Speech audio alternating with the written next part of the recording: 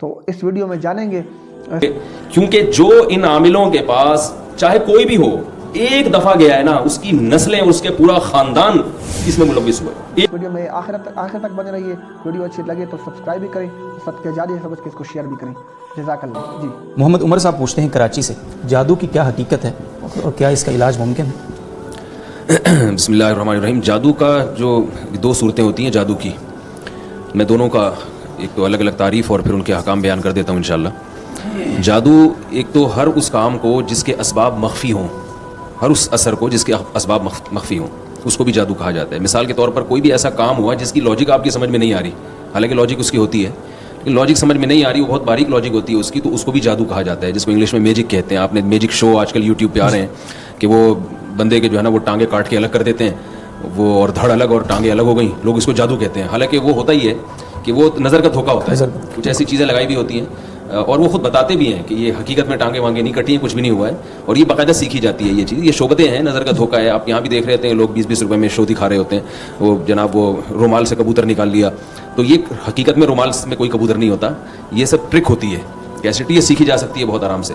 جادو کی ایک قسم تو یہ ہے.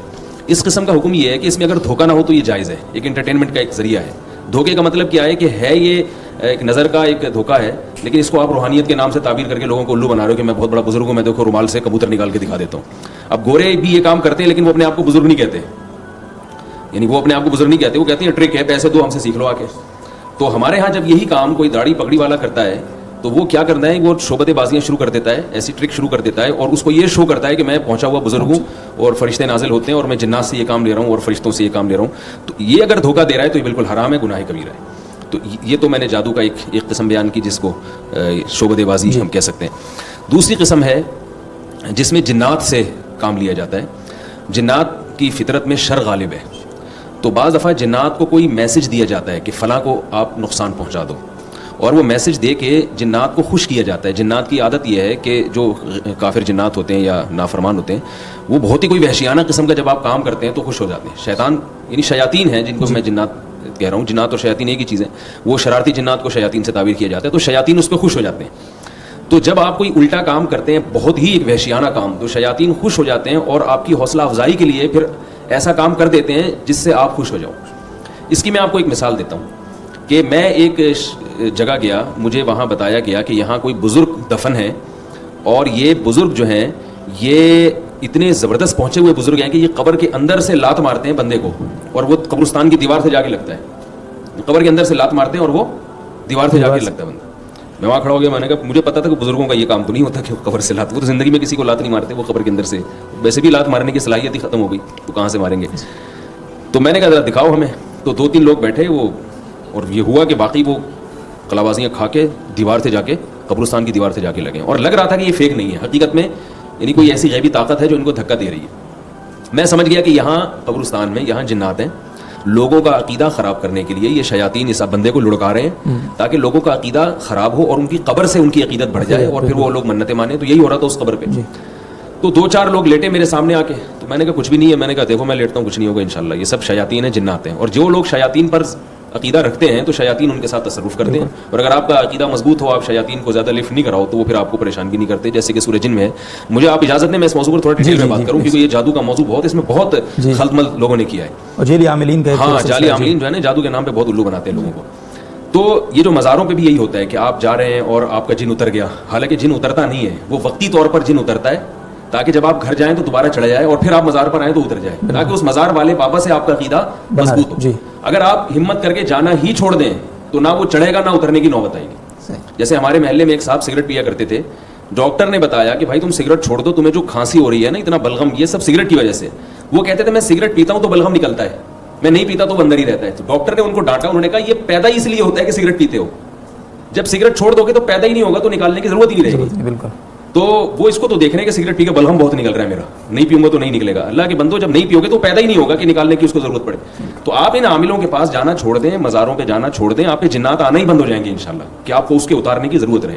قرآن مجید میں سورہ جنس میں ہے وَأَنَّهُ كَانَ, سورہ جن میں ہے وَأَنَّهُ كَانَ رِجَالٌ مِّنَ الْإِنسِ يَعُوذُونَ بِرِجَالٍ مِّنَ الْجِنِّ فَزَادُوهُمْ رَهَقًا. جنات نے کا خود یہ بیان ہے جو قرآن میں ہے. جنات کہہ رہے ہیں کہ انسانوں میں بہت سے انسان ایسے ہیں جو ہم سے ڈرتے ہیں اور پھر ہم سے پناہ مانگنا شروع کر دیتے ہیں مختلف قسم کے شر سے, یعنی ہماری پناہ میں آنا چاہتے ہیں مختلف قسم کے شر سے بچنے کے لیے. تو اس چیز نے ہماری سرکشی میں اضافہ کر دیا اور ہم انسانوں پر پھر حاوی آنا شروع ہو گئے. پتہ یہ چلا کہ آپ جنات کو جتنا مسلط کریں گے نا اپنے اوپر, جتنا ان چیزوں کو وہ خوف کریں گے تو یہ چیزیں اور مسلط ہوتی ہیں. تو وہ میں قبر کا قصہ سنا رہا تھا, وہاں قبرستان میں وہ لڑکنے لگے. میں سمجھ گیا یہ جنات ہیں جو ان کے ساتھ کھیل رہے ہیں تاکہ ان کے عقیدہ خراب ہو. تو ہمارے ساتھ ایک مولوی صاحب تھے, بہت ہی مختصر اور دبلے, اتنے باریک اور اتنے چھوٹے تھے کہ ان کا نام ہی مولانا مختصر صاحب تھا, یعنی ہم مذاق میں ان کو مولانا مختصر صاحب کہتے تھے. تو وہ لیٹے ہیں, وہ نہیں لڑکے, حالانکہ وہ تو بہت ہلکے پھلکے تھے, وہ نہیں لڑکے. میرا نمبر آیا, میں لیٹا, میں نہیں لڑکا. اب وہ ہمیں کہہ رہے ہیں کہ آپ تھوڑا سا خود لڑکنے کی بھی کوشش کریں. ہم نے خود بھی تھوڑی سی ایک دو کلابازیاں کھائیں, پھر بھی نہیں لڑکے. انہوں نے کہا آپ اپنی آنکھیں بند کریں اور سورہ فاتحہ پڑھیں. ہم نے آنکھیں بند کری, سورہ فاتحہ, کچھ بھی نہیں ہوا ہمیں. اب جب اٹھے تو ہم نے کہا اب آپ ٹرائی کریں دوبارہ, جو پہلے لڑکے ہیں نا ایک دفعہ وہ ذرا لیٹے, وہ لیٹے تو وہ بھی نہیں لڑک رہے. اب وہ کہہ رہے ہیں یار پتہ نہیں کیا ہو گیا, یہ بزرگ جو ہے نا اب یہ دھکا ہی نہیں دے رہے. اور وہ یہ ہمیں کہہ رہے ہیں کہ پھر ہمیں کہہ رہے ہیں تم لوگ کا عقیدہ صحیح نہیں ہے, اس وجہ سے یہ کرامت یہاں بزرگ کی ختم ہو گئی. میں نے کہا ہمارا عقیدہ صحیح ہے, اسی وجہ سے یہاں شیاطین یہاں سے بوریاں بستر گول کر کے بھاگ گئے. تو جادو بعض دفعہ ایسے الٹے کام کرو تو جنات پھر کچھ حرکتیں شروع کر دیتے ہیں. تو اس میں آپ نے دیکھا ہوگا یہ جو جادوگر ہیں نا, یہ کیا کرتے ہیں کہ قبرستان سے کسی بچے کی ہڈی نکال کے لاؤ, یا چوزے کو زندہ دفن کر دو, یا خون سے معاذ اللہ قرآن کی آیتیں لکھو, یا قرآن الٹا لکھو. یہ بڑا کفری اور وحشیانہ عمل ہے. تو جب آپ اس قسم کا کوئی عمل کرتے ہیں تو جنات خوش ہو کے بعض مرتبہ آپ کا کوئی کام کر دیتے ہیں. میری اپنی ذاتی تحقیق یہ ہے کہ جنات کو قابو میں کرنا ممکن نہیں ہے.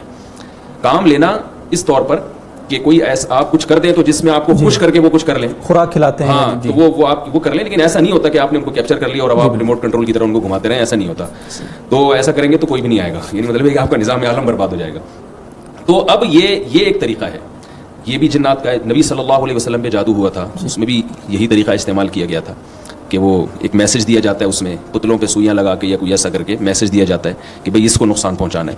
تو اس کا حکم کیا ہے, یہ قرآن مجید نے اس کو کفر قرار دیا ہے. اس میں اگر شرکی الفاظ کہیں ہیں کسی نے تو وہ کافر ہو جائے گا, شرکی الفاظ اگر نہیں کہیں تو کافر تو نہیں ہو جائے گا مگر کبیرہ گناہ کا مرتکب ہوگا. اور فقہاء نے لکھا ہے کہ حکومت پر لازم ہے کہ ایسے شخص کو قتل کر دے جو اس جادو کرتا ہے. یہ عام آدمی کا کام نہیں ہے کہ وہ خود یہ کام کرتا پھر, حکومت پر لازم ہے کہ وہ ایسے شخص کو زندہ نہ چھوڑے. البتہ ایک اہم بات یہاں پر یہ ہے کہ لوگ نا جادو سے خوفزدہ بہت ہوتے ہیں. دو چیزیں میں یہ بیان کروں گا کہ جادو سے کیا حقیقت اور ماہیت بھی تبدیل ہوتی ہے کسی چیز کی, ایک مسئلہ تو یہ رہ گیا ہے. دوسرا مسئلہ میں یہ بیان کروں گا کہ جادو جو ہے اتنی ڈرنے کی چیز نہیں ہے جتنا لوگ آج کل ڈر رہے ہیں.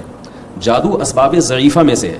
دیکھیں جب بھی کوئی کام ہوتا ہے نا, کسی چیز کا کوئی نتیجہ, ہم کوئی سبب اختیار کرتے ہیں تو اس پر نتیجہ نکلتا ہے نا. آپ کو پیاس لگ رہی ہے, آپ پانی پئیں گے, پانی پینا سبب ہے پیاس بجھانے کا. پانی پئیں گے تو یقیناً پیاس بجھے گی, الا یہ کہ کوئی معجزہ ہو جائے اور پیاس نہ بجھے, لیکن پیاس بجھتی ہے. تو ہم یہ کہہ سکتے ہیں کہ پانی پینا پیاس بجھانے کا یقینی سبب ہے اور اس سبب کو اختیار کرنا فرض ہے. اگر آپ کو پیاس لگ رہی ہے, آپ پانی نہیں پیتے اور مر جاتے ہیں, خودکشی کا گناہ ہوگا. بھوک کے وقت کھانا جب آپ کھائیں گے تو پیٹ بھرے گا, تو یہ یقینی اسباب ہے. اسی طرح بیماری میں علاج کرنا, ہم جب دوا کھاتے ہیں تو عام طور پر ہم ٹھیک ہو جاتے ہیں لیکن بعض دفعہ ٹھیک نہیں بھی ہوتے. تو علاج کرنا ایک تھوڑا سا نسبتاً کمزور سبب ہو گیا, ٹھیک ہے نا. اسی وجہ سے فقہاء کہتے ہیں علاج واجب نہیں ہے. بعض دفعہ علاج کے بعد بھی فائدہ نہیں ہوتا اور بعض دفعہ علاج کے بغیر ہی بندہ ٹھیک ہو جاتا ہے. تو علاج کرنا سنت ہے, واجب نہیں ہے. کھانا کھانا واجب ہے, پانی پینا واجب ہے.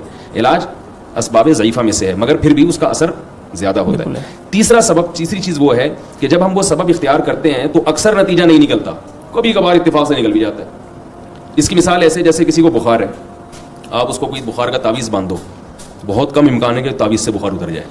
اگر تعویذ سے عام طور پر بخار اترتا تو ڈاکٹر لوگ پیناڈول کے بجائے وہ تعویذ کی پرچیاں لے کے بیٹھے ہوتے. بخار کے مریض کو آپ 2 گولی پیناڈول کھلا دیں, بخار 90% چانسز ہیں کہ بخار اتر جائے گا, کیسے ہی تیز بخار ہو. لیکن آپ اس کو تعویذ لٹکا دیں اس کے گلے میں تو 5% چانس ہے کہ اس کا بخار اترے. 95% یہی ہوتا ہے کہ نہیں اترے. اور 5% جو چانس ہوتا بھی ہے اگر اتر بھی جائے تو یہ پتہ بھی نہیں ہوتا کہ یہ خود سے ہی اترا ہے یا اس کے تعویذ کی وجہ سے اترا ہے.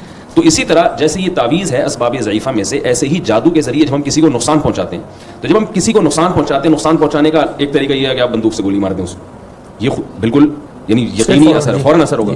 ایک طریقہ ہے چاقو مار دیں, ایک طریقہ یہ ہے کہ اس کو دھکا دے دیں, ایک طریقہ یہ کہ زہر پلا دیں, ایک طریقہ یہ ہے کہ آپ جادو کریں اس کے اوپر. تو جیسے زہر کے ذریعے نقصان یقینی ہے, فوری ہے, لیکن جادو کے ذریعے جو نقصان ہے وہ نہ تو یقینی ہے اور نہ ایسا نقصان ہے کہ یعنی جتنا آپ نقصان پہنچانا چاہتے ہیں اتنا نقصان ہو اس کو. اگر کوئی جادوگر 100 آدمیوں پہ جادو کرے گا تو عین ممکن ہے کہ 100 کے 100 میں سے کسی پہ بھی اثر نہ ہو, اس کا امکان بھرپور موجود ہوتا ہے. اور یہ بھی ہے کہ اگر ان 100 میں سے کسی ایک پہ اثر ہوتا بھی ہے تو جتنا اثر اس نے ڈالنے کی کوشش کیا ہو سکتا ہے اس کا صرف 1% ہو یا 5% ہو, اور اس کا بھی امکان ہوتا ہے کہ 100% ہو جائے. تو اس سے کیا پتا چلا کہ جادو کن اسباب میں سے ہے؟ اسباب ضعیفہ میں سے. اگر یہ بات میری آپ تسلیم نہیں کرتے تو پھر جادوگر جو ہے نا, یہ ان کے تو ہاتھ میں بہت بڑی طاقتیں آ جائیں گی. یہ تو بیٹھ کے کسی کو بھی نقصان پہنچانا ہے بڑے آرام سے. آپ دیکھتے ہیں کہ جادوگر تو بالکل لنگ دھڑنگ ہوتے ہیں, ان کے پاس تو کچھ بھی نہیں ہوتا.